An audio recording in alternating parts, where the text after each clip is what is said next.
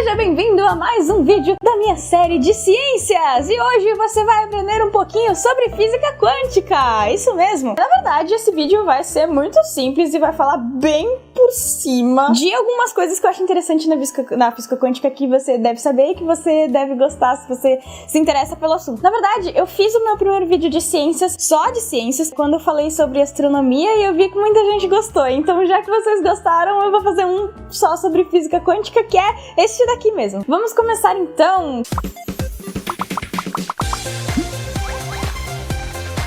O que é física quântica? Por que esse nome é tão complicado? Por que assusta tanta gente? Ah, meu Deus! Física quântica?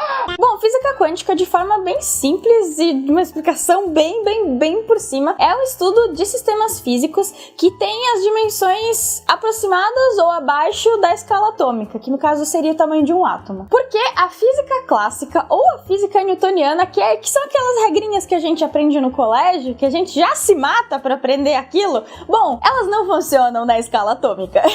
Então, este mundo dos átomos é um mundo completamente diferente, olha só. Isso mesmo, tudo que você aprendeu na escola sobre como as coisas funcionam, sobre como as partículas se comportam aí, na verdade, não é aplicado na escala atômica, é um mundo completamente diferente, completamente maravilhoso e é por isso que é tão legal. Bom, e na prática, nós temos muito mais produtos que são gerados a partir da física quântica do que da física clássica que a gente conhece, que a gente estuda na escola. Então, caramba, por que isso não é ensinado nas escolas? Não sei. Na verdade, eu não sei, mas é muito interessante ter física clássica na escola. E eu acho também que uma boa explicação para que você não tenha física quântica na escola é que talvez alguns conceitos sejam um pouco avançados quando você tá tendo português, geografia, história, tudo ao mesmo tempo aí na sua cabeça. Então talvez seja melhor você só exercitar a sua mente com exercícios de física clássica para depois, se você gostar realmente disso, se você quiser estudar sobre, você pode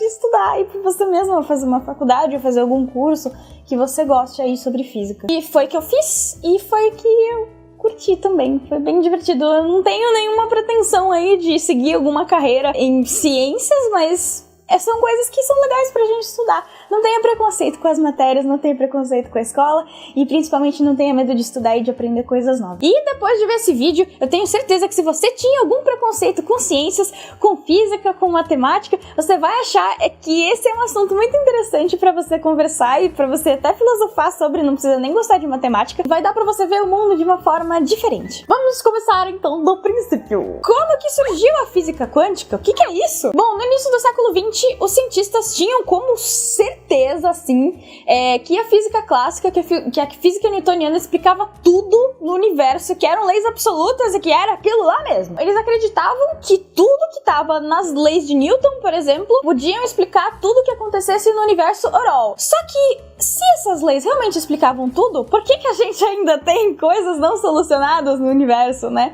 Então eles começaram a pensar que isso talvez não explicasse tudo o que acontece no universo, né? A radiação de um corpo negro, que já vou explicar o que é. O efeito fotoelétrico, que eu daqui a pouco vou explicar também. E o experimento de Michelson-Morley, que é não só sobre a velocidade da luz, como também da precessão do periélio de Mercúrio, onde a física até então podia explicar e calcular a órbita de todos os planetas, com exceção de Mercúrio. As explicações dos dois primeiros que eu citei deram origem à física quântica, e os dois últimos foram explicados pelo Einstein no desenvolvimento da teoria da relatividade, que aliás pode ser até assunto para outro vídeo, eu não sei. Então, se você quer saber mais sobre isso, você só deixa o seu joinha e compartilha para todos os seus amigos e escreve nos comentários, olha só. Bom, muito antes de existir termômetro, o modo que as pessoas tinham para medir a temperatura de um forno era por um buraquinho em que elas ficavam olhando a coloração do interior do forno para ver se a temperatura estava correta. Ou seja, não era pelo número, e sim pela cor. Isso, na verdade, era bem comum no início da Revolução Industrial, só que o que acontece é que, ao atingir uma temperatura muito alta,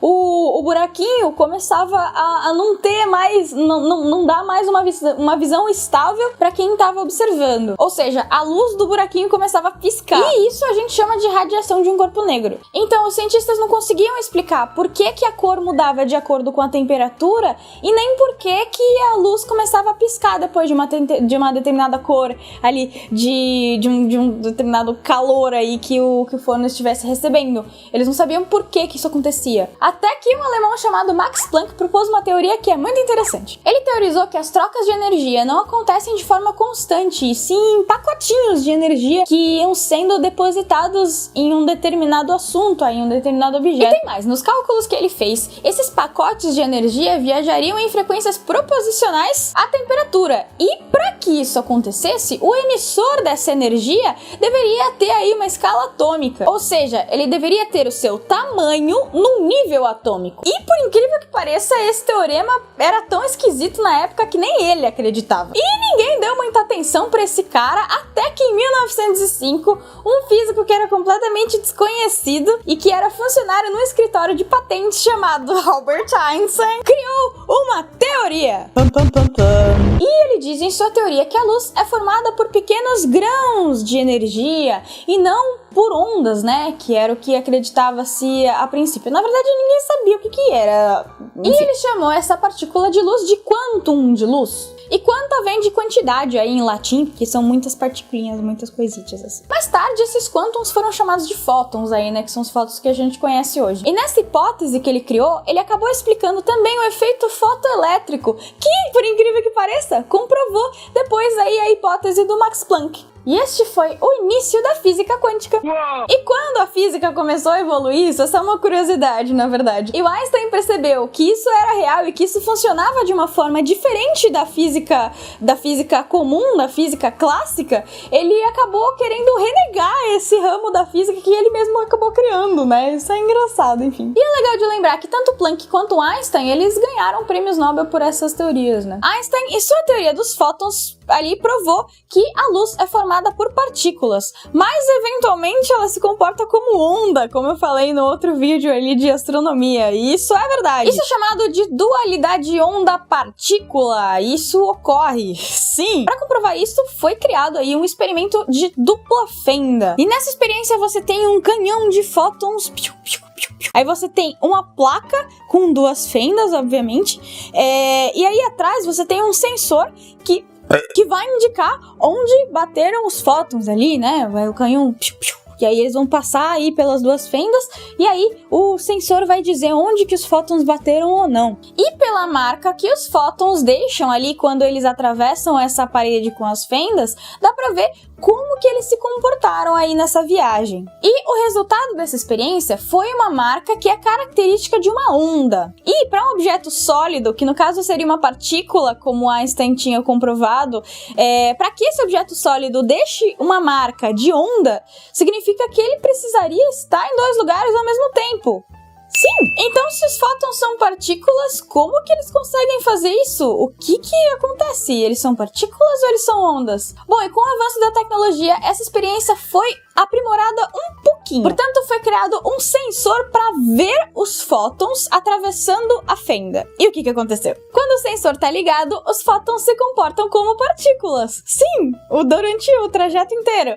Mas quando o sensor tá desligado, eles se comportam como ondas. Ou seja, se você olhar o comportamento de um fóton, ele é uma partícula. Mas se você não olhar e depois você for analisar os resultados que você tem, ele é uma onda. Bom, se você for pensar bem, então, dá até pra ficar com um pouco de medo do escuro, né? Porque quando você tá olhando, as coisas acontecem de um jeito, mas quando você não está olhando, as coisas acontecem de outro. Incrível, né? E nesse ponto surgiu uma pequena dúvida aí, porque talvez enquanto as pessoas não estivessem olhando e tivesse luz ou não tivesse luz, o resultado poderia ser afetado aí, né? Porque os fótons, eles nada mais são do que luz.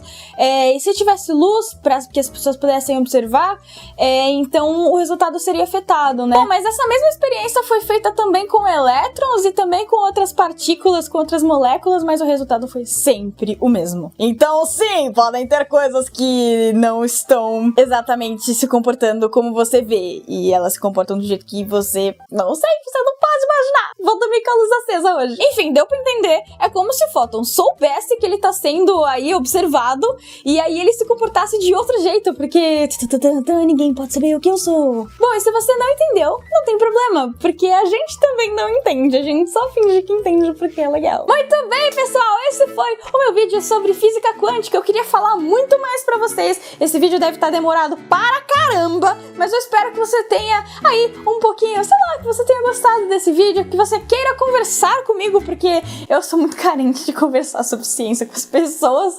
Você pode conversar comigo comentando aqui nos comentários, ou você pode me ajudar compartilhando esse vídeo, dando joinha pra ele. E muito bem, é isso aí, pessoal. Um beijo no coração de todos vocês e até mais. Tchau, tchau! E se você achou que isso é interessante, se prepara, porque tem muito mais!